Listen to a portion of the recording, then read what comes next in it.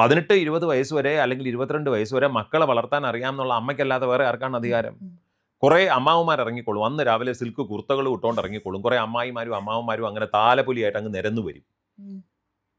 പെണ്ണിനെ പിടിച്ച് അങ്ങോട്ട് കറക്കും, പെണ്ണിനെ പിടിച്ച് ഇങ്ങോട്ട് കറക്കും. ആ ബ്യൂട്ടീഷ്യൻ ചെയ്തു വെച്ചേക്കുന്ന സാധനങ്ങളെയൊക്കെ കറക്കി നശിപ്പിച്ച് ടെൻഷനും അടുപ്പിച്ച് നാഗവല്ലിയെ പോലെ തോം തോം തോം എന്ന് പറഞ്ഞ് കുറെ ഈ അമ്മാവന്മാരെയും അമ്മായിമാരെയും കൊണ്ട് എന്തെങ്കിലും ഒരു പ്രയോജനം ഉണ്ടോ? ഇതൊക്കെ അന്നൊരു ദിവസത്തേക്ക് പൊങ്ങി വരുന്ന സാധനങ്ങളാ ഇല്ലേ?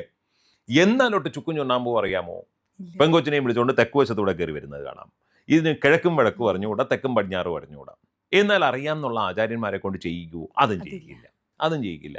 എന്നിട്ട് പറഞ്ഞോളും ഭർത്താവ് മരിച്ചതാണ്, നീ അവളെ തൊട്ടുപോരുത്, നീ ബാക്കി എല്ലാം അവള് തൊടുന്നതിന് കുഴപ്പമില്ല. പെണ്ണിനൊടുക്കാനുള്ള സാരി, പെണ്ണിന്റെ വസ്ത്രങ്ങൾ, ബാക്കിയുള്ള ചെലവ്, ഫുൾ ചെലവ് തൊടുന്നതിന് കുഴപ്പമില്ല. ഞാനീ പറയുന്നത് അങ്ങനെയുള്ള അന്ധവിശ്വാസങ്ങളും അങ്ങനെയുള്ള ദുരാചാരങ്ങളും മാറണം.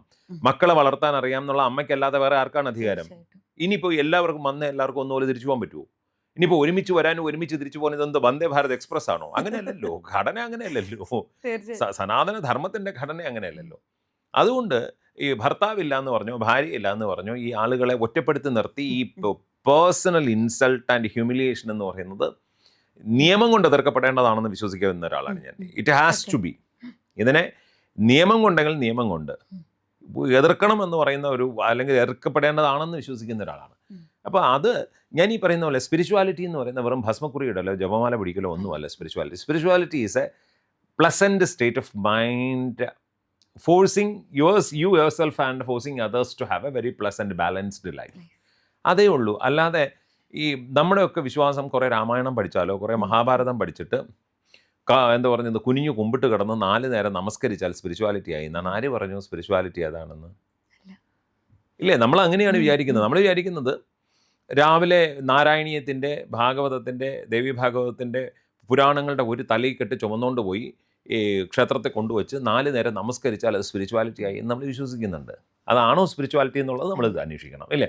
എന്നിട്ടോ സാർവത്ര കുഴുത്തുരുമ്പ്, കുന്നായ്മ, കൂട്ടിയടി, ഇല്ലാത്ത കയ്യിലിരിപ്പൊന്നുമില്ല. ഇതിനകത്ത് എവിടെയാണ് സ്പിരിച്വൽ എന്ന് നമ്മൾ പറയുന്നത്? എന്തിനാ പോകുന്നത്? ഇതിന് സ്പിരിച്വാലിറ്റിക്ക് വേണ്ടിയിട്ട്. തിരിച്ചു വരുന്നതോ അപ്പുറത്തെ ശാരദയുടെ മോൾ ഇത് പറഞ്ഞു, അപ്പുറത്തെ ശാരദയ്ക്ക് ഞാൻ പാടാൻ മൈക്ക് കൊടുക്കൂല, അപ്പുറത്തത് സുമംഗലി ശ്രുതി താഴ്ത്തി പാടി, ഇനി അവള് വചന പാടുമ്പോൾ ഞാൻ പാടൂല, ഇനി കാണിച്ചു കൊടുക്കാം, ഞാൻ ഇന്നത്തോടെ ഞാൻ തീർത്തു കൊടുക്കാം സുമംഗലിയുടെ അവളെ ശ്രുതി. ഇവിടെ ഇതിനകത്ത് എവിടെയാണ് സ്പിരിച്വാലിറ്റി? അവര് പാടുന്ന എന്താ? മനമോഹന സുന്ദര രൂപ ശരണാഗതി ദേദോ ഭഗവൻ മനഃശാന്തി ദേദോ ഭഗവൻ. ഭജന അങ്ങോട്ട് തീരുന്നതും ഓമന കുഞ്ഞമ്മയും രാധകുഞ്ഞമ്മയും കൂട്ടിയടി. എൻ്റെ ശ്രുതിക്ക് അനുസരിച്ച് അവർ പാടിയില്ല. പാടിയത് മുഴുവൻ എന്തുവാ? മനഃശാന്തി ദേദോ ഭഗവൻ. എന്നിട്ട് കിട്ടിയതോ ഉള്ള ശാന്തിയും കൂടെ ഇല്ലാതെ. ഈ വളരെ അടുത്തൊരു അമ്പലത്തിൽ ഞാനിത് കണ്ടു.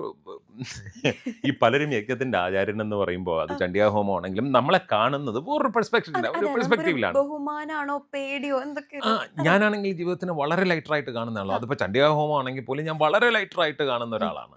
കാരണം സാക്ഷാൽ ഭഗവതി പ്രസീതയാവുന്ന ഭഗവതിക്ക് നിവേദ്യം കൊടുക്കുന്നു എന്നൊരു സങ്കല്പമേ ഉള്ളൂ. ഇത് മനഃശാന്തി ദേദോ ഭഗവൻ എന്ന് ഞാൻ ഭജന കേട്ടോണ്ടിരിക്കുക. ഭജന കേട്ട് കഴിഞ്ഞ് ഒരു 10 മിനിറ്റ് അപ്പോൾ ഞാനിങ്ങനെ, അപ്പോൾ പലരും ഇങ്ങനെ വന്ന് പല പല കാര്യങ്ങളാണല്ലോ. ചിലർ വന്ന് ആസ്ട്രോളജിയുടെ കാര്യങ്ങൾ ചോദിക്കും, ചിലർ വന്ന് സാറേ ജീവിതം രക്ഷപ്പെടുന്നില്ല എന്തെങ്കിലുമൊക്കെ പറയൂല. അവർക്ക് നമ്മൾ ഒരു റെമഡിയും പറഞ്ഞില്ലെങ്കിൽ നമ്മൾ കേട്ടാൽ മതി. ഞാൻ നോക്കിയപ്പോൾ ഈ ഭജന പാടിക്കൊണ്ടിരുന്നവരിൽ 5 പേരെ ഉപേക്ഷിച്ച് ഒരു ഇന്നോവ അങ്ങ് പോയി കഴിഞ്ഞു. ഇന്നോവ പോയി. അപ്പോഴാണ്, അപ്പോൾ ഞാനിങ്ങനെ ഇതൊക്കെ വളരെ ക്ലോസ് ആയിട്ട് ഇങ്ങനെ ഇത് നോക്കിക്കൊണ്ടിരിക്കുകയാണ്. അപ്പോഴാണ് പറഞ്ഞത് അവൾ പാടിയപ്പോൾ ഞാൻ ശ്രുതി ഇട്ട് കൊടുത്തില്ലെന്ന് പറഞ്ഞ് അവൾ എന്നെ കേറ്റാതെ പോയതാ ഇന്നോവയിൽ. ഇതിനെതിരെ നമുക്ക് പ്രതികരിക്കണം. ഇതിനെതിരെ കമ്മിറ്റിക്കാരെ വിളിക്കണം, അടുത്ത വണ്ടി വിളിക്കണം. അത് അവർ ഇന്നോവ പോയെങ്കിൽ നമുക്ക് ഇന്നോവ ക്രിസ്റ്റയിൽ പോകണം. ഇതിന് ഈ മനഃശാന്തി ദേതോ ഭഗവാൻ എന്ന് പറയുന്ന ഇതൊന്നും ഇന്ത്യയിലല്ല കേട്ടോ, ഇതൊക്കെ ആഫ്രിക്കയിലൊക്കെ ഉള്ളവരുടെ കാര്യമാണ്. ഇനി എന്നിട്ട് വേണം ഇതൊക്കെ കേട്ടിട്ട് എന്റെ തലയിൽ പൊങ്കാല ഇടാൻ വരാൻ.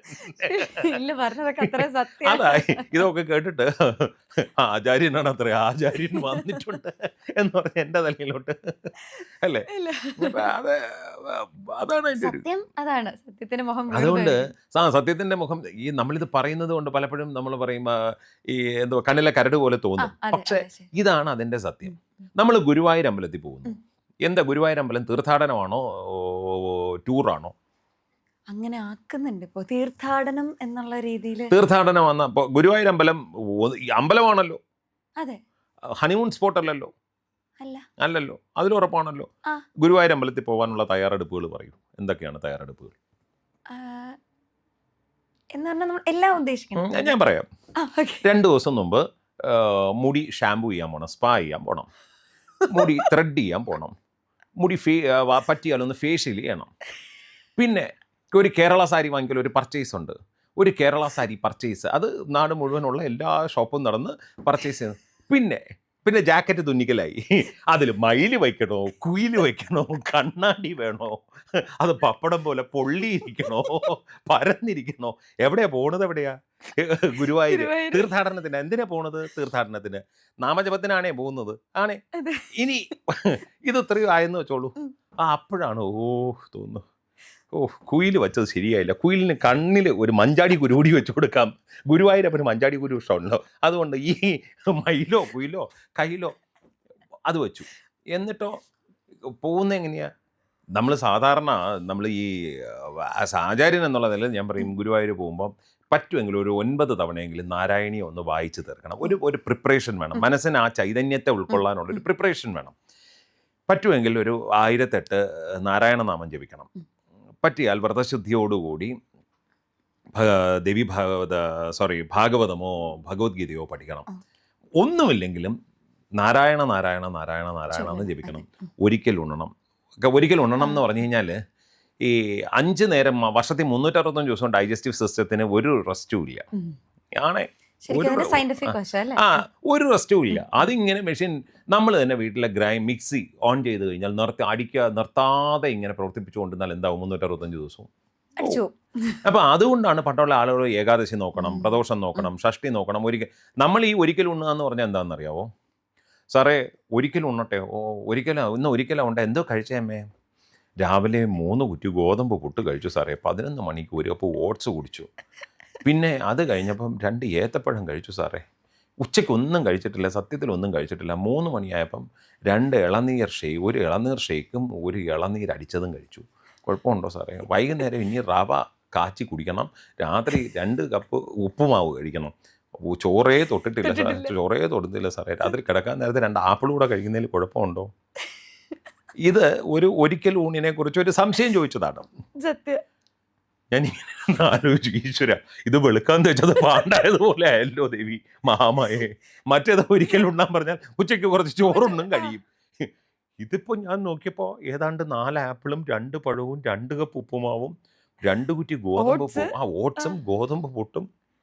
ഞാൻ പറഞ്ഞു കുഴപ്പമില്ല അമ്മേ, ഒരിക്കൽ നടക്കണ്ട. അമ്മ ഉണ്ടില്ലല്ലോ. വലിയ സന്തോഷം. നമ്മളിതിൻ്റെ പുറകിലുള്ള ഒരു സയൻറ്റിഫിക് സാധനം പറഞ്ഞു കൊടുക്കാത്തത് കൊണ്ടാണ് ഇത് പറ്റുന്നത്. ഇനി ഈ ഗുരുവായൂർ പോകുന്ന ഈ ജപമൊന്നുമില്ല. ഇനി ഗുരുവായൂർ ചെന്നാലോ ഈ ട്രെയിനിലിരുന്ന് അങ്ങോട്ട് റെയിൽവേ വീട്ടിൽ നിന്ന് ഇറങ്ങുന്ന തൊട്ട് സെൽഫി തുടങ്ങും. Click click. ഗുരുവായൂരപ്പൻ്റെ സെൽഫി അല്ല, നമ്മുടെ സെൽഫി. ഈ സെൽഫി അല്ല അടുത്ത റെയിൽവേ സ്റ്റേഷനിൽ ചെന്ന് അവിടെ നിന്ന് 4 സെൽഫി എടുത്തിട്ട് ഇൻസ്റ്റയിൽ നോക്കും. രാഗേന്ദു അവള് കണ്ടിട്ട് എനിക്കൊരു ലൈക്കും അടിച്ചില്ല, റീമെൻഷനും ചെയ്തില്ല. വരട്ടെ അവളുടെ ഫാഷൻ ഷോ ഇപ്പം ഞാൻ റീമെൻഷൻ ചെയ്യാം. വരട്ടെ ഇപ്പം ഞാൻ അവൾക്ക് അടുത്ത ഇൻസ്റ്റയിൽ മനസ്സിനെ നമ്മൾ സന്തോഷിപ്പിക്കുന്ന വഴിയാണ്. അടുത്ത് കുറച്ചുകൂടെ പ്രായമായവർക്ക് FB നോക്കും. ഓഹോ, രാധക്കുഞ്ഞമ്മേരെ മോൻ കണ്ടിട്ടുണ്ട്, പക്ഷെ കാണാത്ത പോലെ പോയി ലൈക്ക് അടിച്ചിട്ടില്ല. വരട്ടെ അവൻ്റെ അമ്മൂമ്മയുടെ കല്യാണ വാർഷികം ഇട്ടുകൊണ്ട് വരട്ടെ, ഞാനും തിരിച്ചു ചെയ്യത്തില്ല. ഇതെല്ലാം കഴിഞ്ഞ് നേരെ ഗുരുവായൂരേക്ക് ചെന്നിറങ്ങി കഴിഞ്ഞാലോ നമുക്ക് ക്ഷീണമാണ്, സർവത്ര ക്ഷീണമാണ്. ചെന്നാൽ ഓട്ടനെ ആ കൗസ്തുഭത്തിലോ കൃഷ്ണനിലോ എവിടെയെങ്കിലും ദാ കിടക്കുന്നു എന്ന് പറഞ്ഞൊരു കിടപ്പാണ്. ഗുരുവായൂരപ്പൻ 2 മണിക്ക് ഉണർന്നാലെന്ത്, ഉറങ്ങിയാലെന്ത്. പിന്നെയോ രാവിലെ ഇനി അടുത്ത് പോട്ടെ, നിർമ്മാല്യം തൊഴാൻ പറ്റിയില്ല, വാക ചേർന്ന് നിർമ്മാല്യവും പറ്റിയില്ല, ഉച്ചപൂജയെങ്കിലും തൊഴണോ. രാവിലെ എഴുന്നേറ്റ് അങ്കച്ചമയം തുടങ്ങും. ഓ, ത്രെഡ് ചെയ്ത ശരിയായില്ല, ആദ്യം അവക്ക് 2 കൂറ്റം.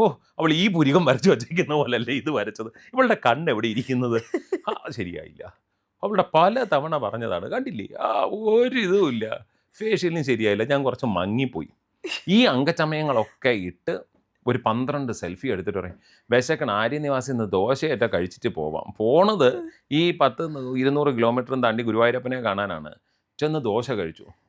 അപ്പോൾ പറഞ്ഞു, നട അടച്ചു. കുഴപ്പമില്ല, നട അടച്ചല്ലേ, 2 സെൽഫി എൻ്റെ ഫ്രണ്ടിലായിട്ട് എടുക്കാം. ഇല്ല, ഇനി നട അടച്ചില്ലെന്ന് വെക്കൂ. അകത്തോട്ട് ആ ക്യൂവിൽ നിൽക്കുമ്പോൾ തുടങ്ങും, ഫ്രണ്ടിൽ നിൽക്കുന്നതിൻ്റെ ബ്ലൗസ് നോക്ക്, പിറകെ യു കട്ട്, ഇത് കുറച്ച് അധികമാണേ, ഈ ഫാഷൻ കുറച്ച് അധികമാണേ, ഇതോ കേശാദിപാദം വലിച്ചു തുറന്ന് വിട്ടേക്കുന്നു, ഇത് എവിടെ ചെന്ന് നിൽക്കും. ഇത് പറയുന്നത് ആരും പുരുഷന്മാരല്ല എന്ന് മനസ്സിലാക്കണം, ഇത് പറയുന്നത് മുഴുവൻ സ്ത്രീകളാണ്. സ്ത്രീകളെന്ന് പറയുന്നില്ല, ഈ ഭക്തജനങ്ങളാണ്.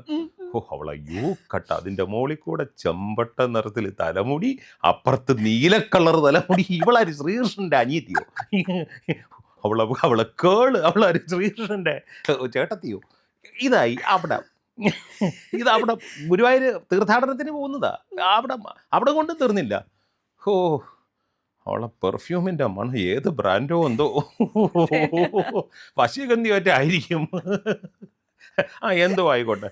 അത് കഴിഞ്ഞാലോ ഇവിടെ ഇന്ന് ഇടിയും തള്ളുവാണ്, ക്യൂവാ മുഴുവൻ.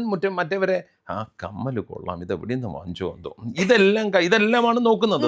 നാരായണനാമം ജപിക്കില്ല, നാരായണീയത്തിലെ ഒരു ശ്ലോകമെങ്കിലും ഒരു ശ്ലോകം അത് ജപിക്കില്ല, ഒരു ഉദാഹരണത്തെ ജപിക്കില്ല. ജ്ഞാനപാനാന്ന് ചോദിച്ചാൽ നെല്ലവിക്കുന്ന പാനയൊന്നും ചോദിക്കാം. അതുകൊണ്ട് ഞാനത് എന്നിട്ട് ഇവിടെ നിന്നോ നേരെ അങ്ങോട്ട് ചെല്ലുമ്പോൾ അവിടെ ഒരു മായ കണ്ണാടി വെച്ചിട്ടുണ്ട്. ഗുരുവായൂരപ്പൻ്റെ ഫ്രണ്ടില് ഒരു മായ കണ്ണാടി. അങ്ങോട്ട് പോകുമ്പോ ഹായ്, വാവ്, ബ്യൂട്ടിഫുൾ. ആ കണ്ണാടിയെ നോക്കി നമ്മുടെ ഒരു ഒരുക്കമുണ്ട്. ഒരുങ്ങി കഴിയുമ്പോഴാണ് ഒയ്യോ നട എത്തിയില്ലേ, അങ്ങോട്ടൊരു ചാട്ടം. പോട്ടെ. അപ്പോഴേക്കും പോവാനുള്ള സമയമായി. തിരിഞ്ഞറിയുന്നത് എവിടെ ഗുരുവായൂരപ്പൻ എവിടെ ഇരുന്നത്. കാരണം അത് കാണാനുള്ള സമയമില്ലല്ലോ, ഒരു 30 സെക്കൻഡേ ഉള്ളൂ. ആ മായ കണ്ണാടി നോക്കി വണ്ടർഫുൾ എന്നൊക്കെ പറഞ്ഞ് ഇവിടെ കമന്റ് അടിച്ചുകൊണ്ടിരിക്കുമായിരുന്നു. എന്നിട്ട് ഗുരുവായൂർ ചെന്ന് ആ ഭഗവാനെ 1 മിനിറ്റാണ് നമുക്ക് ആകെ കാണാൻ കിട്ടുന്നത്, 1-1.5 മിനിറ്റ് കിട്ടുന്നു, പരമാവധി 1 മിനിറ്റ്, 30 സെക്കൻഡ്, 35 സെക്കൻഡ്. ഈ സെക്കൻഡ് മുഴുവൻ ആ കണ്ണാടി നോക്കിക്കൊണ്ടിരിക്കും. എന്നിട്ടോ അവിടെ നിന്ന് അപ്പുറത്തിറങ്ങി ഗുരുവായൂരപ്പനെയും കാണില്ല, ആ ചൈതന്യം എന്താണെന്നോ, ആ ചൈതന്യത്തെ ഒരു ഫോട്ടോ ക്ലിക്ക് കൊണ്ട് കണ്ണിലേക്ക് ഇതൊന്നുമില്ല വിഷയം. നേരെ എന്തോ ചെയ്യും, നേരെ അപ്പുറത്ത് ചെന്ന് നിൽക്കും. അപ്പുറത്ത് നിന്ന് ഇവിടെ എവിടെയോ ഒരു താമര കണ്ണ ഇരിപ്പുണ്ടെന്ന് പറഞ്ഞല്ലോ, ഉണ്ടോ ഇല്ലേ, ആ മാനത്ത് മുഴുവൻ ഇങ്ങനെ ചുറ്റി നോക്കും. ഇവിടെ എവിടെയോ ഉണ്ടെന്ന് കേട്ടോ, ഇല്ലെങ്കിൽ ഇല്ല, ഉണ്ടെങ്കിൽ ഉണ്ട്. അവിടെ നിന്ന് നേരെ പുറത്തോട്ടിറങ്ങി ടിങ്, അടുത്ത സെൽഫി, ഇപ്പുറത്ത് അടുത്ത സെൽഫി. ഈ സെൽഫി എടുക്കലും ഇതുമല്ലാതെ ജെനുവിനായിട്ട് എത്ര തീർത്ഥാടനം എന്ന് പറയുന്ന സങ്കല്പത്തിൽ ഇതൊന്നും വേണ്ടെന്ന് പറയുന്നില്ല. സെൽഫി എടുക്കണം, ബാക്കിയുള്ള എല്ലാ അലങ്കാരങ്ങളും വേണം, അംഗചമയങ്ങളും വേണം, എല്ലാം വേണം. പക്ഷേ ബേസിക് പർപ്പസ് അവിടെ പാലിക്കപ്പെടുന്നുണ്ടോ എന്നുള്ളതാണ്. ഭഗവാനെ കാണാനുള്ള ഒരു പർപ്പസ്, ബേസിക് പർപ്പസ് അവിടെ ഉണ്ടോ എന്നുള്ളത് മാത്രമാണ് എൻ്റെ ഒരു കൺസേൺ. ആ ഭഗവാനെ കാണാനായിട്ട് പോകുമ്പോൾ നമ്മൾ എടുക്കേണ്ടത് തയ്യാറെടുപ്പുകൾ എവിടെ വ്രതശുദ്ധി, എവിടെ നാമജപം, എവിടെ മനസ്സും ഇന്ദ്രിയങ്ങളെയും നിയന്ത്രിച്ച ശമക്കായി വളരെ എന്താ പറയുന്നത് ഒതുക്കത്തിൽ എവിടെ സംസാരം, ഇതൊന്നുമില്ല. അവിടെ നിന്ന് പുറത്തോട്ടിറങ്ങുമ്പോഴേക്കും പുറത്തോട്ടിറങ്ങി കഴിഞ്ഞ് കഴിഞ്ഞാൽ പിന്നെ വിശന്നിട്ട് വയ്യവാ ആര്യനിവാസിലോട്ട് പോവാം. നേരെ ആര്യനിവാസിലോട്ട് പോകും. പിന്നെ നേരെ മുറിയിൽ വന്ന അനന്തശയനമാണ്. പള്ളി കൊള്ളി ഇടുന്നു, നിൻ പാർശ്വയുഗ്മത്തെ കണ്ടു എന്ന് പറഞ്ഞാൽ പിന്നെ ഈ അനന്തശയനം എണീക്കണമെങ്കിൽ വൈകുന്നേരം ആവണം. വൈകുന്നേരം എണീറ്റ് പറയും. പിന്നെയോ ഈ നാട്ടിൽ കിടക്കുന്ന പപ്പടം, അച്ചാറ്, കൊണ്ടാട്ടം, മുളക്, നമ്മൾ വിചാരിക്കും ഇതൊന്നും ഇല്ലാത്തൊരു ദേശത്ത് നിന്നാണോ വരുന്നത്. ഓടി നടന്ന് ഇതെല്ലാം വാങ്ങി ഗുരുവായൂരപ്പനെ കാണാൻ വന്നതാ. എന്നിട്ടോ ഇതിന് മാച്ച് പോരാ, ഈ കല്ലമാല മാറ്റിയിട്ട് അടുത്ത തുറന്ന വിടാം, ഇത് വൈകുന്നേരം സബ്സ്റ്റിറ്റ്യൂട്ട്, ഇത് വാങ്ങിക്കും, ഇതെല്ലാം വാങ്ങിച്ചു കഴിഞ്ഞ് 2 പ്ലാസ്റ്റിക് കുടം കൂടെ കിട്ടിയാൽ സന്തോഷമായി. പണ്ട് ഉറൂശി ഏതോ ഒരു സിനിമയിൽ വരുമല്ലോ, ഈ മഴവിൽ കബഡിയാണെന്ന് തോന്നുന്നു, പഴയ ജയറാമിൻ്റെ ഒരു സിനിമയുണ്ട്, ഉം. തലമുടിയൊക്കെ ഇങ്ങനെ പിന്നിട്ട് 2 പ്ലാസ്റ്റിക്, ഒരു കയ്യിൽ മഞ്ഞക്കുടം ഒരു കയ്യിൽ പച്ചക്കുടം. ഗുരുവായൂരിൽ നിന്ന് വരുന്ന പറ്റുകയാണെങ്കിൽ അവിടെ എവിടെ എന്തെങ്കിലും റോഡ് സൈഡിൽ നിന്ന് ഒരു കൃഷ്ണനെ കൂടെ വാങ്ങിക്കും. കൃഷ്ണനെ അടുത്ത് സ്വാമിയേ അയ്യപ്പോ എന്ന് പറഞ്ഞ തലയിൽ വെച്ച്. ഇതാണ് നമ്മുടെ തീർത്ഥാടനത്തിന്റെ, നമ്മുടെ നാട്ടിലല്ല ഇത് എടുത്തു പറയണത്, കട്ട് ചെയ്യരുത്. എന്നിട്ട് വേണം നാട്ടിലുള്ള എല്ലാരും കൂടി എന്റെ തലയിൽ പൊങ്കാല ഇടാൻ. പക്ഷെ അപ്പൊ അത് പൊങ്കാല ഇടുന്നത് അവർക്ക് ഉള്ളിൽ കൊള്ളുന്നുണ്ടായിരിക്കും. എന്റെ പൊന്നു കാരണം ഇത് പരസ്യമായ കൊണ്ട് രഹസ്യമാണല്ലോ. കൊണ്ട് കൊണ്ട് കൊണ്ട് ഏറ്റവും അവസാനം എനിക്കൊന്നും ബാക്കി കാണില്ല. അതാ ഇത് മാറണം എന്നേ ഞാൻ പറയുന്നുള്ളൂ. സത്യം. അത് ഈ ഒരു സമ്പ്രദായം മാറണം. ഉം. അവിടെയാണ് റെവല്യൂഷൻ സംഭവിക്കേണ്ടത്. അല്ലാതെ 8 കുറിയുടെ മുകളിൽ 4 കുറി കൂടെ ഞാൻ നീട്ടി വരച്ചിട്ട് കാര്യമൊന്നുമില്ല. അടിസ്ഥാനപരമായി എന്തിനാണ് ഏതിനാണെന്നുള്ളത് തിരിച്ചറിയാൻ നമുക്ക് പറ്റണം. അത് തിരിച്ചറിയാൻ പറ്റുന്നിടത്താണ് യഥാർത്ഥത്തിലുള്ള ഈ ഭക്തി എന്ന് പറയുന്നത്. നമുക്കൊക്കെ സങ്കടം വരുമ്പോൾ മാത്രമാണ് യഥാർത്ഥ ഭക്തി ഉള്ളത്.